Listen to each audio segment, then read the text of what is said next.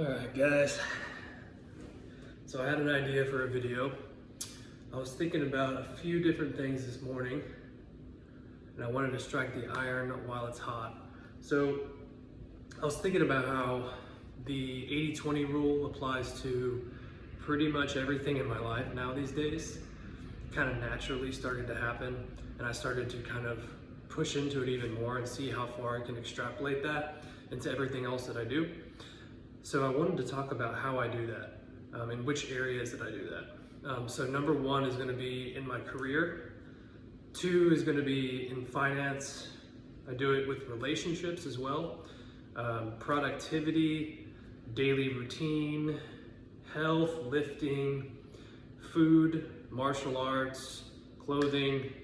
I mean, you name it. I'm basically using this method for everything, as well as minimalism. So to start, I wanted to talk about what is the 80-20 rule. It's called I think it's like the Pareto principle or something like that. But either way, it's basically you go through life and you find that 20% of your effort gives you 80% of your results in all these different domains, whether it be in like business, like 20% of your users or your clients are going to give you 80% of your revenue.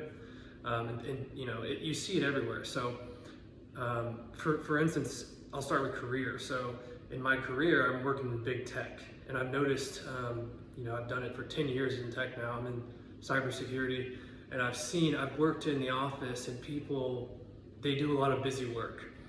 They definitely talk a lot. They walk around and maybe work like 1 hour, 2 hours a day of productive work, but they don't really know how to have productive work. And so I think for some people it gets even worse whenever they're working from home, or it gets better. For me, it was better because I wasn't distracted by people. But my point is, most of my high impact items I'm able to knock out in like 2 hours a day in the morning. So I'm not spending 8 hours a day doing busy work that most people do. They're on an 8-hour shift, they don't get anything done. I could probably work 3 hours a day and get more done than most people do in 2 8-hour shifts, if not a week, because I know how to prioritize. When I get in, whenever I get started on working, I'm hitting that deep work like Andrew Huberman talks about. I'm trying to think of my 3 highest impact items I can get done. At least where I work, you're held accountable basically 2 times in the year. So halfway through the year, or halfway through the fiscal, and then at the end of the fiscal, you have to write out these impact statements.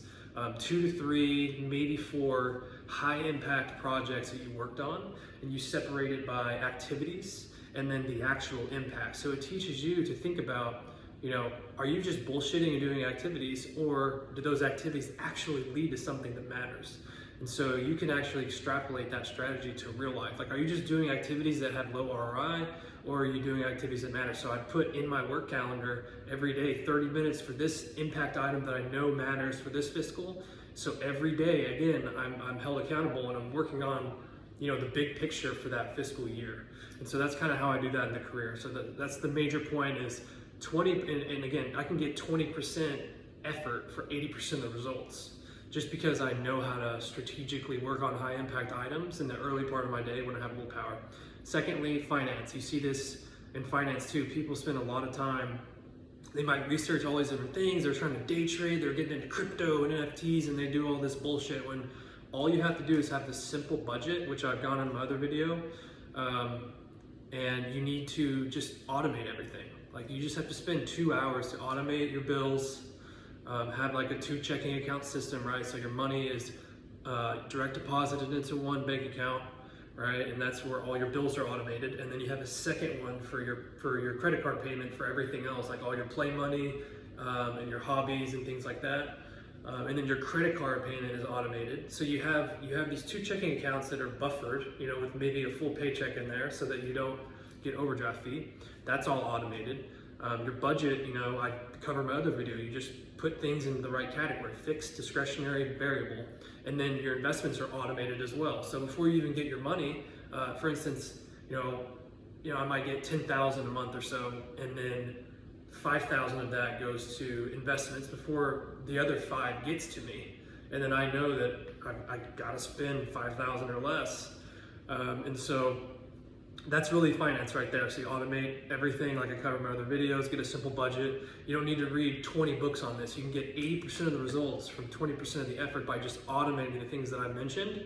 And just instead of trying to fight your psychology, because Dave Ramsey always talks about this, it's 80% psychology and 20%, other things, miscellaneous when it comes to money.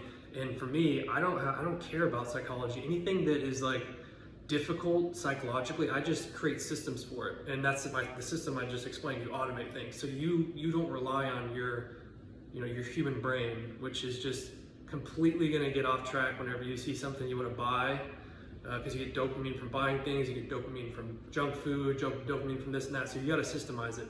Third is your relationships. So 20% of the good times in your life you're going to get from, or I think I had that backwards. 80% of the good things that you're going to get, experiences and all the great things you're going to end up doing and emotional connections with people is going to be with 20%. Like you're going to have all these other people that are going out to bars and it's low, it's a junk volume. It's people that are just doing hedonistic things. Like in my early 20s, you're going out and drinking and partying, all these things that have very low long-term value. And so your relationships, you want to minimalize that and have like 3 or 4 or 5 core friends, if you can, that are doing similar things to you on a similar level, if not higher. And they're doing similar hobbies, right? Like you're going rock climbing, or I'll go boxing, or go hiking, or whatever you end up doing. But do something that you can knock out 2 birds with one stone. You can make a connection with your friends and family, but you can also do some hobbies with them that are healthy.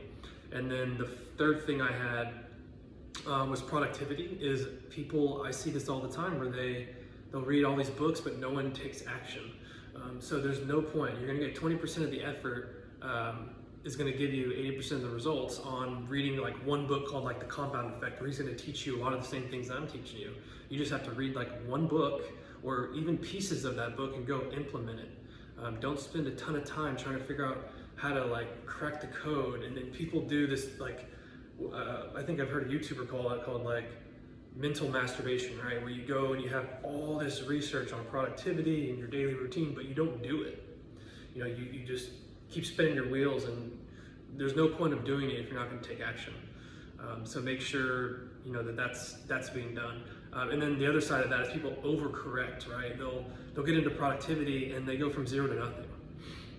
The Compound Effect talks about this as well, where they'll go from having a shitty diet to just full on no soda. They go from cutting their calories in half, maybe like 1,000 deficit in calories, which is just not sustainable. Or they'll try to go run a marathon, having never ran before. Or they go to the gym. I see this most commonly. Oh yeah, new year, new me. I'm going to go to the gym 6 days a week for an hour and a half each. And then they do it for a month and they're done, because they don't understand that they need to slowly create habits. And every time they're coming up with these different habits, they need to be structured as, in 10 years, is this sustainable? Can I slowly build up to this? And do I see myself being able to continue this consistently for 10 years? Because if you can't, then there's no point. All the things that I do on a daily basis, I know that in 10 years, I'm going to be doing them, and I'm going to be doing them much better than I am now, because I know that they're valuable. And so the fourth thing is daily routine. So yeah, 20% of my effort is going to give me 80% of my results on this too, because I'm putting probably 20% of my time, which is my morning first 4 to 5 hours. That's like maybe 20% of my day. I'm knocking out all my high impact items, even on the weekends. Like today, I did the I did the sauna, cold shower, workout, whatever. I'm making this YouTube video. I'm getting all these things done, and I'm gonna get a lot of results, right? And I only spent 4 hours out of my day. And if I do this every day, you're gonna get a shit ton of results. Next up is health. You can spend very little time a week. Probably, I think Dr. Ronna Patrick mentioned, or I want to say the study is 4 times a week for like 15 to 20 minutes in the sauna reduces all-cause mortality by, I want to say like 20 to 40%, something like that. So that's like heart disease, cancer, Alzheimer's, all of that. You can reduce it just by spending a small amount of time in the sauna 4 times a week. And then cold showers as well have crazy benefits that Wim Hof and a lot of people have run studies on, and people in Norway and Finland, they've been doing this for a long time. And again, cold shower, I think it's like 12 minutes a week. So I do like 2 minutes, 4 or 5 times a week at a time, and you'll get those benefits. So you gotta look for these types of things where you're looking at the ROI, like not just in money or business, but like if you're spending 12 minutes a week in a shower, so in a cold shower that is like uncomfortable, you're front loading the pain so that you can get a higher dopamine baseline, and it raises long term, it raises the pleasure for the rest of your day just for a tiny little bit of discomfort. So you want to front load all those things that are uncomfortable. They're typically gonna give you those long term or the rest of the day happy chemicals. And then the next thing was lifting. So lifting weights. This is one of the first things I noticed that that Pareto 80-20 rule kind of applied to is there's just so much fitness bullshit online where like people complicate things. Because with minimalism, most things you can just focus on the fundamentals and you'll be fine. Like with lifting, compound movements, you got your bench press, your deadlifts, your squats, barbell rows, things like that, pull-ups, chin-ups. Like if you just did those things, you would be better than like 90% of the people, but it doesn't sell. So that's the problem, is simple doesn't sell, and people love to complicate things. That's what I've learned. And so if you focus 3 times a week for 45 minutes on strength training, you're gonna get 80% of the results. And again, anything beyond that is just, unless you're a professional bodybuilder, you don't need to be spending more than 3 hours a week. So you can get almost maximum results, right, to an extent, and avoid those diminishing returns. And you can just go and focus on another domain of your life that you can get max value out of, instead of just sitting there and milking that last maybe 10%, 5 to 10% of gains whenever you get above like 15 sets a week or something like that, or 10 sets a week per muscle group, I think is about where you want to be. Anything above that is, technically if you're a professional bodybuilder, you're just trying to get super jacked. So lifting, it's quite frequent there. You have all kinds of BS exercises, thousands of personal trainers that are doing these medicine ball routines and weird band things, and stand on one leg and do a bicep curl. This is all complete bullshit. Like, you do not need it. It's just because simple doesn't sell, and they're gonna get that person who thinks that something complex is worth paying for, and that's the secret, right? Everyone's looking for a secret. No one wants to hear that there really isn't one. It's just hard, it's just small incremental progress on fundamentals. It hurts people to hear that because they want it to be some secret sauce.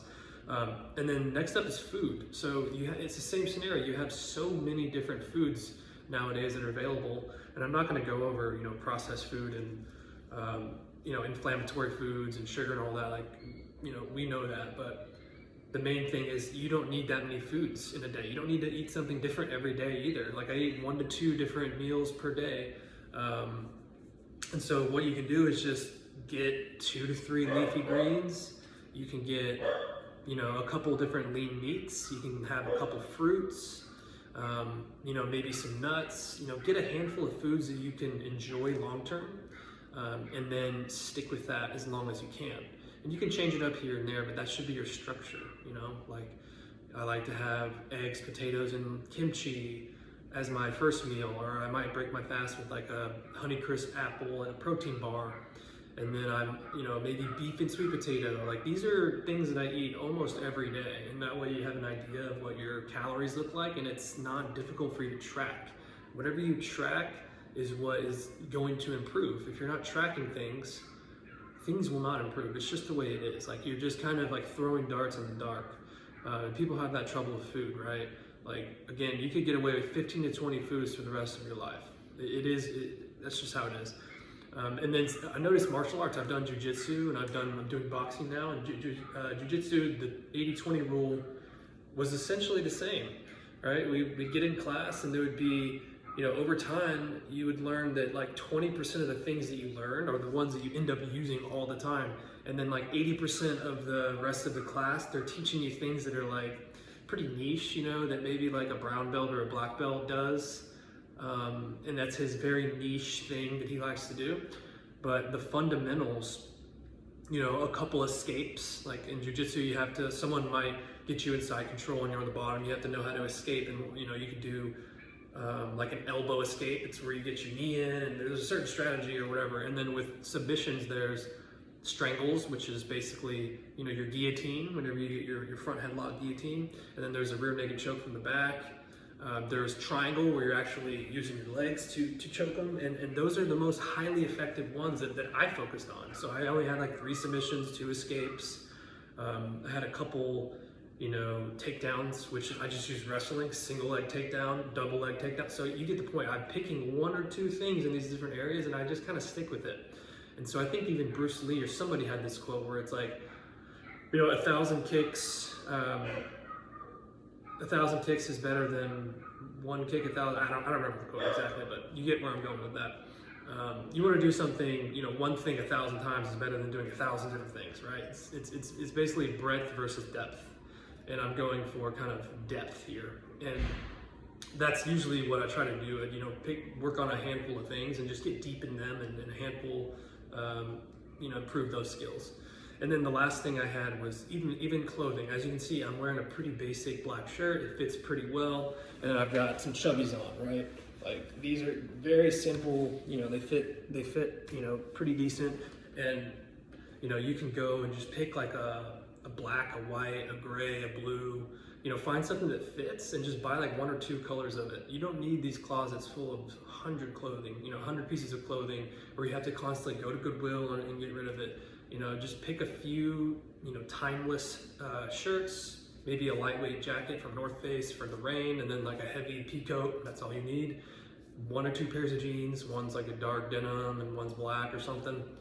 And then, a couple long sleeves that are similar to this. They have like maybe a little, like a pocket tee like this, or a Henley. 1 or 2, black, white. And that's really about it. So yeah, see if you can implement minimalism and the 80-20 rule in your life as much as possible. That's how you're gonna get the most ROI out of your career, relationships, productivity, your daily routine, health, lifting, food, martial arts, clothing, fashion, whatever. It's always gonna be a small percentage that you can focus on to get the maximum results, while everyone in this world is focused on all of the 80% of things that don't really matter. That's going to give you 1 to 2, 3% results. People love that stuff. They do not like to focus on the very generic things that are going to give the big results for less time. And that's why most people are average. And I would assume if you're watching my channel, you don't want to be average. So catch you later.